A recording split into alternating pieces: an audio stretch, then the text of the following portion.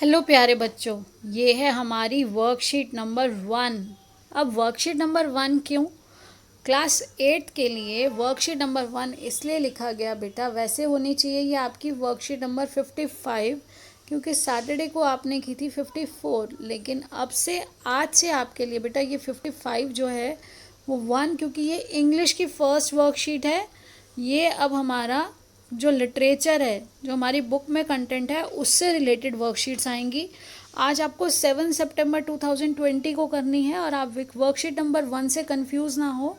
ये worksheet number 1 इसीलिए है क्योंकि अब से आपका लिटरेचर कंटेंट जो आपके बुक्स में है सिलेबस, उसको कंप्लीट करने के लिए ये कराया जाएगा। अदरवाइज़ ये आपका है 55। I hope it is clear. और सब्जेक्ट है आपका इंग्लिश। सब आपको अपना नाम लिखना है, क्लास टीचर का नाम लिखना है। And our today's topic is poem the ant and the cricket. अब देखिए, read the sentences given below and tick one option that applies to you. अब इनमें से आपको बताना है कि ऑलवेज यानी हमेशा, कभी कभी या कभी नहीं, ऑलवेज, समटाइम्स या नेवर। अब आप देखिए, पहला सेंटेंस है आई complete my work on time. मैं समय पर अपना काम कर लेती हूँ या कर लेता हूँ, तो वो समय पर करते हैं। तो आई होप ऑलवेज कि आप हमेशा समय पर ही अपना काम कर रहे हैं। I plan my task and activities. मैं अपनी जो एक्टिविटीज़ है, अपने काम और अपने सारी चीज़ों को प्लान करता हूँ। पहले सोच समझ के प्लान करके ही काम जो किया जाता है बेटा, तभी वो अच्छे से हो पाता है। अगर आप उसके बारे में पहले से प्लानिंग करते हैं तो when I work I get distracted. तो अब ये देखिए, क्या आप काम करते हुए डिस्ट्रैक्ट हो जाते हैं कि आपका ध्यान कहीं और चला जाता है? तो आप प्यारे प्यारे छोटे छोटे बच्चे हैं, तो हाँ, कभी कभी ऐसा समटाइम्स होता है कि कोई टीवी देख रहा है, कोई दूसरा बच्चा खेल रहा है, या कोई कहीं जा रहा है और एकदम से किसी सहेली की बात आपको किसी काम करते करते ध्यान आ गई, उस काम से संबंधित, तो हमारा ध्यान डिस्ट्रैक्ट हो जाता है। लेकिन उसके लिए हमें एक बहुत अच्छा तरीका बताया गया है। उसके लिए हमें तरीका बताया गया है माइंडफुलनेस। उससे आपका कभी भी ध्यान नहीं भटकेगा। तो आप पढ़ने से पहले हमेशा रोज़ 5 मिनट के लिए बेटा माइंडफुलनेस करिए, अपने ध्यान को केंद्रित करके बैठिए, तो कभी भी आपका ध्यान नहीं भटकेगा। डिस्ट्रैक्ट होता है कि आप जो काम कर रहे हैं उससे हट कर आपका ध्यान कहीं और चला जाए, भटक जाए, तो उसके लिए आप माइंडफुलनेस एक्टिविटी करिए। I hope it would be useful for you. Now given below is a poem about an ant and a cricket.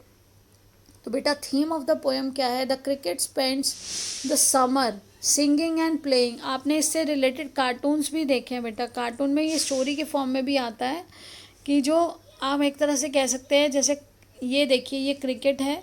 अब ये जो क्रिकेट है, इसने क्या किया?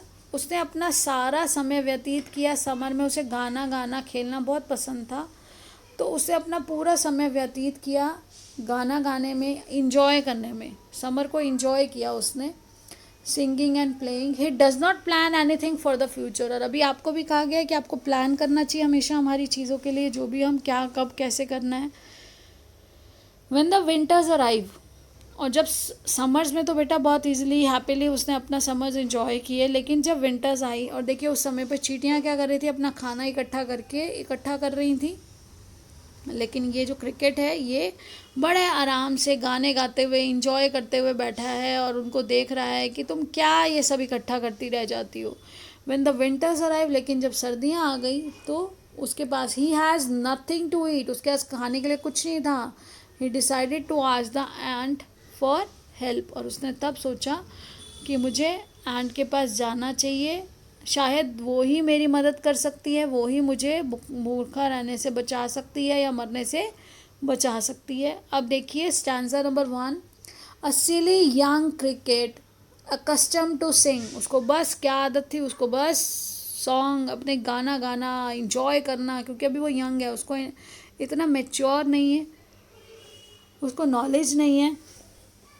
Through the warm Sunny months. बेटा वार्म, आपको समर्स के बारे में बताया। समर्स कैसी होती है? गर्म होती हैं। सनी, सन, ब्राइट सन होता है।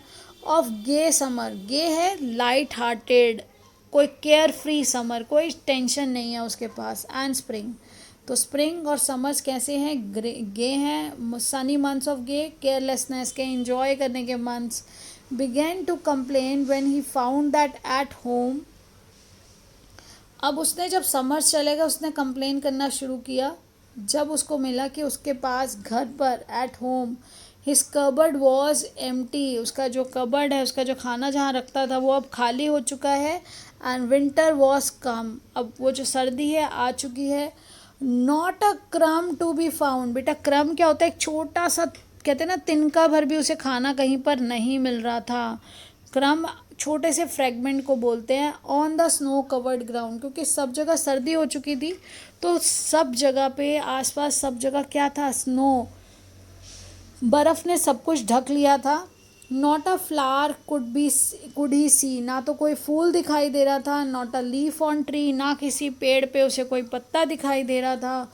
ओह what will become says the cricket of me, और वो कह रहा अब क्या होगा मेरा. अब उससे समझ आ रहा है कि उसने वो बहुत गलत किया जब वो समझ में उसने अपने लिए कुछ नहीं रखा. अब है स्टेंजा नंबर 2 बेटा. अब स्टेंजा नंबर 2 में अगर हम देखते हैं तो स्टेंजा 2 है at last by starvation and फेबाइन.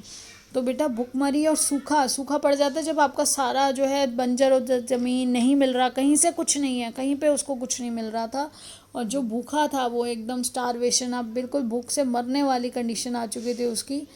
At last उसको क्या बना दिया उसने? बोल्ड बना दिया, उसको हिम्मत दी उस, क्योंकि उसे पता था कि अगर उसने अब हिम्मत ना की तो वो मर जाएगा. All dripping with weight and all trembling with cold. अब क्या था? बारिश होने लग गई. पहले तो देखो भूखा था, ऊपर से सर्दी, उसे सर्दी में बचाने वाला कुछ नहीं. फिर उसके बाद वो बारिश जब होने लगी तो अब क्या हुआ? ड्रिपिंग विद वेट, उसके देखो बॉडी से यहाँ पर, यहाँ पानी, ये गीला है और वो वेट है, गीला है, ड्रिप कर रही है, वहाँ से पानी की बूंदें गिर रही हैं. And all trembling with phone, वो काँप रहा है ठंड से. Away he set off to a miserly ant. अब यहाँ क्या है बेटा? माइजरली, माइजर होता है कंजूस, वो उसको बोलता था कंजूस हैं क्या, इकट्ठा करती रह जाती हैं. माइजर होते हैं जो अपने वेल्थ को बस इकट्ठा करते रह जाते हैं, एसेट्स को इकट्ठा करते रहते हैं, जिस और खर्च करते समय बहुत मुश्किल से खर्च करते हैं. तो एंट भी क्या कर रही थी उस समय में? अपना सारा भोजन उसने इकट्ठा किया और जब जिस चीज़ की जितनी ज़रूरत है उतना ही. तो वो तो दिमाग वाइज थी actually. To see if to keep him alive he would grant. अब क्या था कि उसे ज़िंदा रहने के लिए हो सकता है वो ही कुछ दे दे. हिम शेल्टर फ्रॉम रेन, उसे बचने के लिए शेल्टर मिल जाए, आसरा मिल जाए. शेल्टर लेने मांगने गया वो. और food and mouth full of food, और इतना खाना कि उसका पेट भर जाए उतना शायद वो उसे दे दे. ही विश ओनली टू बोरो, उनसे लेने के लिए गया. He had repay it tomorrow, उसको वापस करना है. उसने उनसे रिक्वेस्ट की कि ठीक है अब समर्स आएंगे तो मैं आपको उसको रीपे कर दूंगा. रीपे मतलब वापस लौटा दूंगा. बोरो अभी मांग के लेने के लिए गया था. If not he must die of starvation and sorrow. नहीं तो अगर उन्होंने ना दिया तो क्या होगा? अगर वो उन्होंने उसे हेल्प नहीं करेंगे तो वो भूखा रहने के कारण, इस दुख के कारण ही वो मर जाएगा. अगर वो ज़िंदा रहेगा तो बाद में बेटा खाना जब ढूंढेगा तो उनको भी खाना लाकर उनका जो हेल्प उन्होंने की है उसको वापस दे सकता है, उनको रिटर्न कर सकता है. लेकिन उसके लिए ज़िंदा रहना ज़रूरी है और वो ज़िंदा रहने के लिए उसे अभी उनसे हेल्प मांगनी पड़ी. और उस कंडीशन ने ही उसको इतना ब्रेव बनाया, बोल्ड बनाया कि वो गया और जाकर उनसे हेल्प मांगी. नाउ द क्वेश्चन है, जो हमें क्वेश्चन करना है इसमें बेटा ये है, name the 2 characters in the above stanza. तो आप देखिए 2 करेक्टर कौन से हैं? The ant and the cricket. हमारी पोएम का नाम भी इन्हीं 2 करेक्टर्स पे ही बेस्ड है बेटा. तो हमारी ये दोनों करेक्टर्स कौन से हैं? The ant and the cricket. आप यहाँ लिख देंगे करेक्टर्स के नेम. उसके बाद ये देखिए आपके पास यहाँ ये लिखे हुए हैं the ant and the cricket, ये 2 करेक्टर्स हैं 1 एंड 2. नेक्स्ट आप देखिए आपके पास सेकंड क्वेश्चन है, why did the cricket complain. अब जो क्रिकेट था वो कंप्लेन क्यों कर रहा है? तो ये टिड्डी जैसा, ये जो ये आप देखिए, जैसे आपको देखने में लगेगा कि ग्रास होपर जैसा कुछ अपीयरेंस है, या इसको क्रिकेट बोला जाता है. इसकी आवाज़ आप टर टर रात के समय सुन भी पाते हैं कई बार अंधेरे में पेड़ों वगैरह के पास. तो ये कंप्लेन क्यों कर रहा था? क्योंकि इसके पास क्या है? कुछ भी खाने के लिए नहीं है अब उसके कबर्ड में. There was no food in his cupboard. तो यहाँ पर ये ठीक है। देखिए, he could not sing and dance, ऐसा कुछ नहीं था। He did not like summer, ऐसा भी नहीं था। Actually he had nothing, there was no food in his cupboard. Now find 3 words from the first stanza associated with summer and spring. तो बेटा ये देखिए, समर एंड स्प्रिंग से related हमारे पास जो 3 words हैं वो हैं, यहाँ पे देखिए, वार्म गर्म होता है, सनी होता है, और गे गे मतलब होता है केयर फ्री समर्स होते हैं, वहाँ कोई टेंशन लेने की उसको ज़रूरत नहीं थी, केयर फ्री।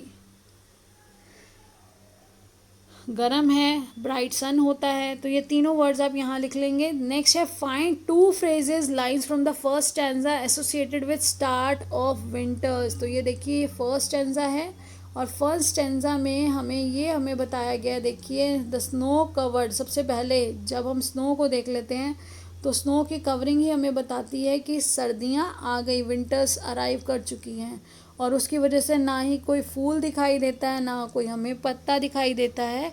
तो आप इनमें से कोई भी 2 lines लिख सकते हैं। Next question is, what help did the cricket ask for from the ant.